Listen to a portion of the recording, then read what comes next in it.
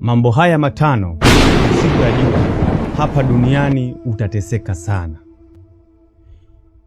Marufuku kwa wewe unayeogea nguo ya ndani, unaitumia kujisugua kama wavu. Acha kabisa tabia hii, kwa sababu kuogea nguo ya ndani unajitengenezea mikosi na nuksi katika ulimwengu wa roho, na itakuchukua muda kurekebisha na kuweka sawa maisha yako. Unaweza ukaona haudumu kwenye mahusiano. Unaweza ukaona watu wanakuja kwako wakionyesha upendo, lakini ndani ya siku 2-3 ama wakikutana na wewe mara moja kwenye mahusiano, basi hawakuhitaji tena, wanakuacha na hakuna kinachoendelea. Kuanzia sasa uache tabia hiyo na utafute wavu wa kuogea, tafuta wavu wa kujisugulia. Jambo la pili, mwanamke, usitupe pedi zako hovyo. Hakikisha unapokuwa katika siku zako, pedi zako zikusanye na udhihifadhi pamoja mpaka pale utakapokuwa umemaliza mzunguko wako wa hedhi. Zichukue zile pedi pamoja, nenda kazichome. Hakikisha umezichoma mpaka zimeungua na zimeteketea kabisa, kwa sababu kutupa pedi hizi hovyo unajitengenezea matatizo katika maisha yako. Zile damu katika ulimwengu wa roho tunasema ni yai ambalo limeharibika. Kwa hiyo ule ni uzao wako wewe. Unapouacha na kuutupa ovyo majalalani, wako viumbe wanaokuja katika ulimwengu wa roho, na wao kazi yao, chakula chao kikubwa ni damu. Uzichukua zile pedi na kunyonya zile damu kwenye pedi zako, ni kwamba wewe utajikuta unapata shida ya kupata mtoto, utapata shida ya uzazi, na mzunguko wako wa hedhi utakuwa ukibadilika bila wewe mwenyewe kujua ni nini tatizo. Hivyo basi, ninakutahadharisha, kama ulikuwa na tabia hii ya kutupa pedi zako hovyo, iache kuanzia leo. Hakikisha unazihifadhi vizuri na unazichoma kama nilivyokuelekeza. Usipofanya hivyo, yatakayokukuta ni juu yako mwenyewe.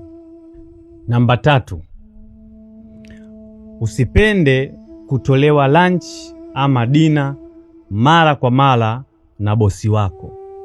Hapa nisikilize kwa makini na unielewe vizuri. Sisemi kwamba ama sikuzuii wewe kutolewa dina ama lunch, lakini isiwe ni mazoea ya mara kwa mara, kwa sababu kufanya hivi unajitengenezea mazingira ya kudumaa kwenye maisha yako. Wako watu ambao wamefanya kazi mahali, wamekuwa katika ofisi fulani ama katika taasisi fulani wakifanya kazi, wanalipwa vizuri, wanapata posho, lakini ukiangalia maisha yao ni kama hawafanyi kazi. Yaani maisha yao hakuna maendeleo wala mabadiliko yoyote, kuanzia mwezi wa kwanza mpaka wa kwanza unaofuata. Maisha yao yako vile vile. Unapokuwa na tabia hii ya kukubali kutolewa lanchi ama dina na bosi wako, unatengeneza namna ya utumwa ndani yako. Katika ulimwengu wa roho, unatengeneza kuwa tegemezi wa siku zote kwa huyo bosi wako. Utafanya kazi chini yake miaka yako yote, wala hautowaza kutoka ukajitegemee ili ufanikiwe maisha yako. Na ngoja nikwambie kitu kimoja, ili ufanikiwe ni lazima ufanye mambo yako mwenyewe. Ni lazima ufanye shughuli zako wewe mwenyewe. Ni lazima ujiajiri, ujitume, uweke bidii kwenye mambo yako. Unapoweka bidii kwenye kazi ya mtu mwingine, jua kwamba wewe unamzalishia yule mtu na unamuongezea nafasi ya yeye kuwa tajiri, lakini sio wewe. Sisemi kwamba watu msijitume makazini, na sisemi kwamba watu mkatae ajira ni mbaya. Hapana, unatakiwa unielewe nini nakwambia. Fanya kazi yako unayoifanya. Kama umeajiriwa, ifanye vizuri. Kama umejiajiri, ifanye vizuri. Namba 4, ukikuta mjusi amefia ndani ya nguo yako, unatakiwa kumshukuru Mungu kwa sababu ni anguko kwa adui yako. Hiyo nguo yako usiivae tena. Unachotakiwa kufanya, hiyo nguo ichukue na ukaichome, wala usimpe mtu mwingine yeyote aivae. Nenda kaichome moto, iteketee kabisa. Hapa utakuwa salama kabisa. Lakini utakapochukua ile nguo na kuivaa, unainua roho za mauti zilizokuwa zimetumwa na adui yako kuja kukuangamiza wewe. Lakini kwa ulinzi na nguvu za Mwenyezi Mungu amekushindia vita. Na wala usiruhusu zile roho chafu za adui kuja kukuingia kwenye maisha yako. Ukiivaa unaweza ukatengeneza mauti kwenye maisha yako. Usipotengeneza mauti, basi utakaribisha laana, utakaribisha mikosi, kutokufanikiwa, kudhalauliwa, kunyanyasika na kuonekana haufai kwa jambo lolote katika maisha yako. Namba 5, hii ndio hatari zaidi, na hii ni kwa wanawake.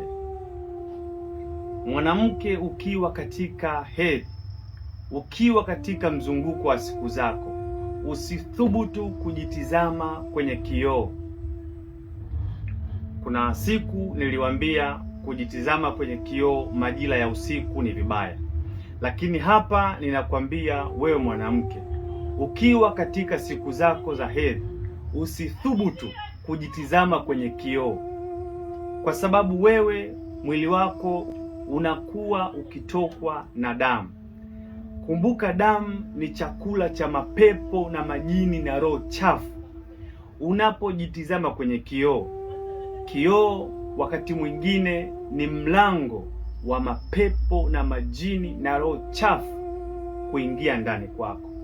Kwa hiyo unapokwenda kujitizama kwenye kioo katika ulimwengu wa kiroho, unasimama katika mlango wa mapepo na majini na mashetani ukiwa mtupu, huku ukivuja damu, kitendo ambacho unawavutia wale viumbe waje kwako waweze kunyonya damu yako.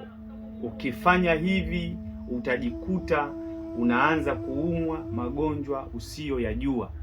Utajikuta unaanza kuishiwa damu bila kujua sababu ya msingi ni nini.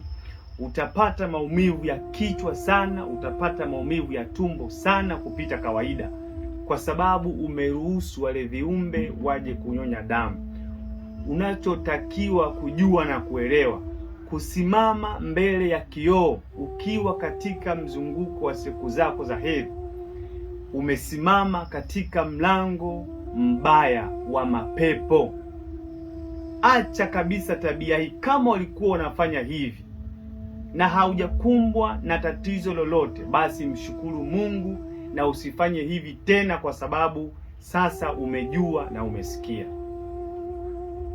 Ikiwa unanielewa ninachokwambia, komenti hapo chini umeelewa nilichokisema, na mimi nitakuonyesha kwamba niko pamoja na wewe.